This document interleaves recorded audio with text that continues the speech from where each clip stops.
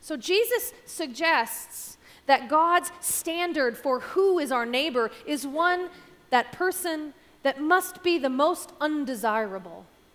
The most unlikely person is our neighbor. The least likely candidate. The one who gets on your nerves. So that we are ever expanding that circle of what qualifies as neighbor. And there's something else about this story, and that is where it is placed in Luke that makes it really interesting. See, the parable's location in the order of Luke's narrative reinforces the idea that we may in fact have more to learn from a heretic than from the law. See, Cleaver writes that the Good Samaritan is preceded by a passage where Jesus tells the disciples that the truth is hidden from the conventionally wise. And it's followed by the story of the Good Samaritan, where Jesus not only challenges the categories of ethnicity and religious status, but breaks the rules of gender as well. See, following this, in the story of Martha and Mary, someone who's been considered unfit to receive a religious teaching, a woman, is welcomed by Jesus. Heretics may, in fact, have more to teach us than priests and Levites, even experts in the law. That's what I always say, huh? Love the Lord your God with all your heart and all your soul and all your strength and with all your mind, and love your neighbor as yourself. But how do we decide where to draw our circle? Is it so wide that no one really receives the benefit, the true full benefit of our love and attention? Is our circle so small that many more who could receive the blessings of our gifts and our presence are not able to do so?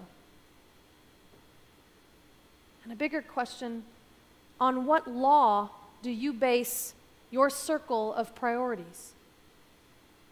Jesus implies that putting God first is not as simple as it may appear. Or, translated for some of you, putting our highest values at the center of our decision-making is not always easy. See, the priest in the Good Samaritan story was putting God first. He was on his way to the temple. He was doing God's work and could not be derailed, and so was the Levite. But Jesus is trying to show us that if putting our values at the center of our lives, if putting our religion at the center of our lives is at the exclusion of mercy, then we are not, in fact, serving God. We are not serving our highest values.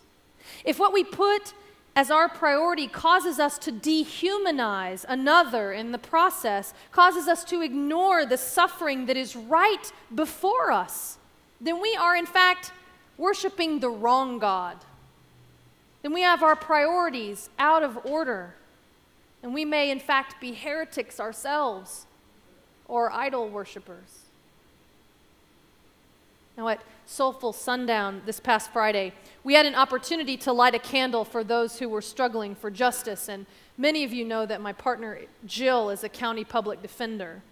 And she lit 2 candles that night for 2 of the men that she is representing. And she said to me afterwards as we were talking that if the prosecutors had been at that service, they too would have lit candles. They would have lit candles for the victims that they represented. And that is how the system works best. When both sides are seen as worthy of our concern. And where else can we be reminded of that both sides are worthy of our concern, than in church, where the candles for the victim and the candles for the accused burn side by side on the altar. Now, another question that I believe is relevant to us today from this 2,000-year-old story is not only where do you draw your circle of concern, but have you drawn yourself out of it? Is it in here or is it out here? Love the Lord your God with all your strength. Your strength. God needs strong and healthy soldiers in her army of justice. You are a vessel that is worthy of the Spirit, so treat it that way. What good are you to the world if you are not also taking care of yourself? And therein lies the conundrum. The balance that must constantly be checked. What do we do for ourselves and what do we do for others? Jesus argues that if we tip our scales in the direction of mercy for all, then more often than not, justice will be served. Sowing the seeds of mercy may in fact be what leads to justice. So to a certain degree, like Jared and I sang earlier, we do reap what we sow. That law is partially true. How we spend our lives, the choices we make, do in fact contribute to the future that lies before us. So we should get what we deserve. You hear that a lot here in Pioneer Country. They should get what they deserve. It's true.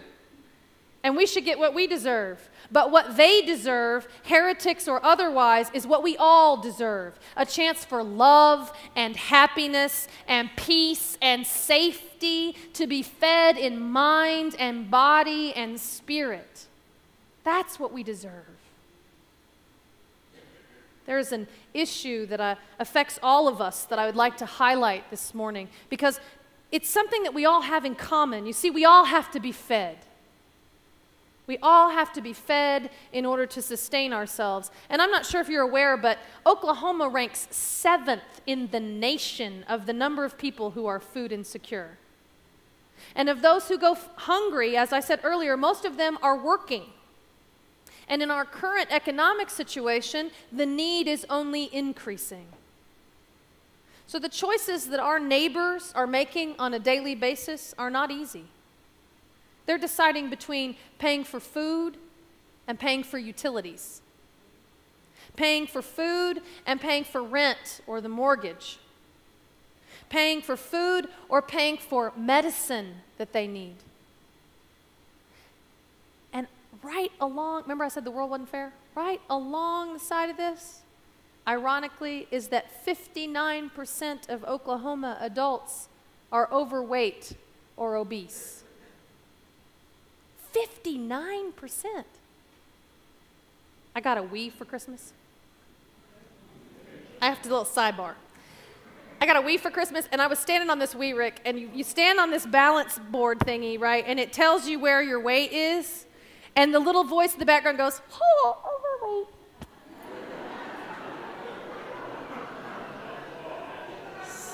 So every morning when I check in on it, that's the first thing it says, overweight. Terrible. But the obesity rate in Oklahoma has increased in the last 20 years by 97%. In 2008, we tied with Arkansas, the only state we can make fun of. We tied with Arkansas.